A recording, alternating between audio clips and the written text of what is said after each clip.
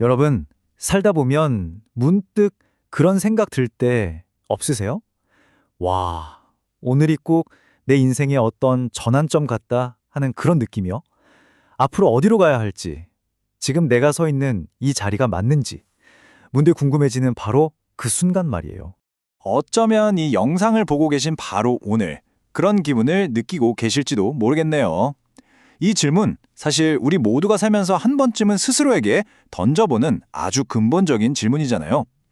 이번 시간에는 이 오래된 질문에 대한 아주 흥미로운 해답의 실마리, 바로 명리학에 대해 한번 이야기 나눠보려고 합니다. 네, 바로 이런 풍경이죠. 우리 인생은 정말 수많은 갈림길의 연속인 것 같아요. 이건 뭐 옛날 사람들이라고 달랐을까요? 똑같았겠죠. 그래서 그분들은요, 이런 불확실한 순간들을 헤쳐나가기 위해서 하늘의 별과 시간의 흐름 속에서 어떤 패턴을 읽어내는 그런 놀라운 시스템을 발전시켰던 겁니다. 자, 그럼 한번 제대로 파고들어 볼까요? 첫 번째 파트에서는요, 명리학이라는 게 대체 어떻게 우리 삶의 지도가 될 수 있는지 그 원리부터 한번 살펴보겠습니다. 인류는 아주 오래전부터 이런 별자리 지도처럼 이 거대한 우주의 질서 속에서 자기 삶의 길을 찾으려고 했어요. 그러니까 명리학이라는 건 그냥 단순한 점술이라기보다는 바로 이런 수천 년간 쌓이고 쌓인 관찰과 통찰의 결과물이라고 할 수 있겠죠. 명리학을 딱 정의하자면 이렇습니다. 명은 목숨명, 리는 이치리, 즉 타고난 운명의 이치를 탐구하는 학문이라는 뜻이죠. 내가 태어난 바로 그 특정 시점의 우주 에너지를 8글자라는 코드로 압축해서 내 삶의 전체적인 흐름을 분석하는 아주 체계적인 동양 철학이에요. 자, 그럼 이제 진짜 핵심으로 들어가 볼게요. 명리학의 심장이라고 할 수 있는 사주팔자, 다시 말해 각 개인의 근본적인 인생 설계도에 대해서 알아보겠습니다. 사주팔자, 이 말은 정말 많이 들어보셨죠? 말 그대로 4개의 기둥과 8개의 글자라는 뜻이에요. 내가 태어난 연, 월, 일, 시, 이 4개의 시간 기둥에 각각 2글자씩 총 8개의 글자가 부여되거든요. 이게 바로 나라는 존재를 설명하는 고유한 에너지 청사진, 일종의 에너지 DNA가 되는 겁니다. 자, 이 그림을 한번 보세요. 굉장히 흥미로운 구조죠. 여기 보시면 연주, 월주, 일주, 시주 이렇게 4개의 기둥이 세로로 서 있고요. 각 기둥마다 위아래로 글자가 하나씩 딱 박혀 있습니다. 이 위에 있는 게 하늘의 기운, 그리고 아래에 있는 게 땅의 기운을 상징하는 거예요. 그래서 이 8글자는 크게 2종류로 나뉘어요. 10가지 종류가 있는 천간은 나의 정신, 생각, 잠재력 같은 약간 추상적인 하늘의 에너지고요.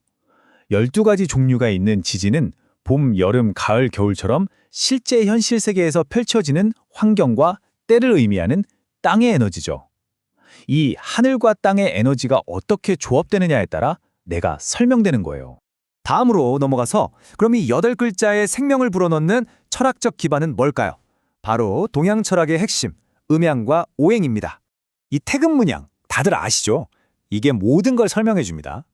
우주의 모든 것은 어둠과 빛, 수동적인 것과 능동적인 것, 즉 음과 양이라는 서로 반대되면서도 또 서로를 보완하는 두 힘의 조화로 끊임없이 움직입니다.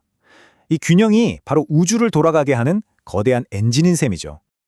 그리고 이 음양의 움직임은 5가지 구체적인 에너지, 바로 오행으로 나타납니다. 새싹처럼 위로 쑥쑥 뻗어나가는 목의 에너지, 활활 타오르는 화의 열정, 모든 걸 품어주는 토의 안정감, 날카롭게 정리하는 금의 결단력, 그리고 고요하고 유연한 수의 지혜. 이 5가지가 바로 우리 사주를 구성하는 기본 재료들이라고 보시면 돼요. 자, 이제 기본 재료들은 다 봤어요. 그럼 이 재료들을 가지고 어떻게 한 사람의 삶에 대한 섬세하고 깊이 있는 해석, 즉 요리를 만들어내는지 한번 알아보겠습니다. 사실 사주 분석은 생각보다 훨씬 더 깊이가 있어요. 예를 들어 십신이라는 개념이 있는데 이건 내가 가진 재능이나 인간관계의 특징을 10가지 유형으로 보여주는 아주 세부적인 프로필 같은 거고요.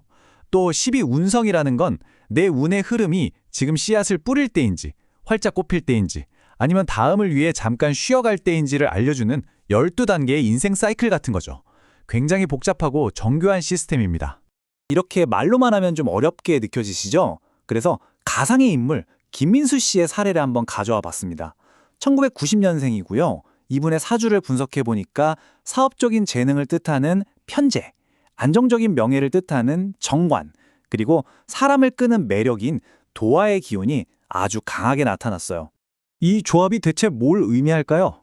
바로 자신의 사업을 통해 명예를 얻고 그 과정에서 수많은 사람들과의 좋은 인연이 확장될 가능성이 아주 높다는 걸 보여줍니다. 그리고 놀랍게도 이분은 실제로 30대 초반에 자신의 사업을 시작해서 정말 빠른 성장을 이뤄냈죠. 이렇게 명리학적 분석과 실제 삶의 궤적이 딱 맞아떨어지는 걸 볼 수 있습니다. 자, 그럼 이제 다시 우리 얘기로, 바로 여러분의 이야기로 초점을 돌려보겠습니다. 이 인생 지도를 현실에서 어떻게 활용할 수 있을지, 그리고 어떤 마음가짐으로 대해야 할지 알아보죠. 아주 구체적으로 활용할 수 있어요. 예를 들어서 내 사주에 목 기운이 강하다면 기획이나 교육 같은 창의적인 분야가 잘 맞을 수 있고요. 또 재물운이 강하게 들어오는 시기를 미리 파악해서 창업이나 투자의 타이밍으로 삼을 수도 있습니다. 또 상대방의 성향을 이해해서 관계를 더 원만하게 만드는 데 도움을 받을 수도 있죠. 바로 이 그림처럼요. 결국 나를 알아야 다른 사람도 제대로 이해할 수 있는 거잖아요. 명리학은 나 자신을 굉장히 객관적으로 바라보게 함으로써 더 건강하고 지혜로운 인간관계를 맺는데 아주 훌륭한 도구가 될 수 있습니다. 자, 여기서 정말 중요한 핵심 포인트입니다. 명리학은 절대로 바꿀 수 없는 미래를 알려주는 예언서가 아니에요. 그보다는 내가 어떤 가능성을 가졌는지, 앞으로 내 인생에 어떤 계절이 다가올지를 알려주는 일종의 나침반이나 일기예보 같은 거라고 생각하셔야 해요. 이 한 문장을 꼭 기억해 주셨으면 좋겠습니다. 운은 방향이고 선택은 행동이다. 명리학은 어느 쪽으로 바람이 불어오는지 알려줄 뿐, 그 바람을 타고 어느 항구로 갈지 결정하고 노를 젓는 것은 선장인 바로 여러분, 당신의 몫이라는 거죠. 결국 명리학은 우리에게 정해진 답을 주는 게 아닙니다. 오히려 나는 누구인가? 나는 어떤 씨앗을 품고 있는 사람인가?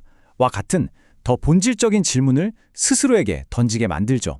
자, 여러분의 인생 지도, 그 다음 장에는 어떤 멋진 이야기를 써 내려가시겠습니까?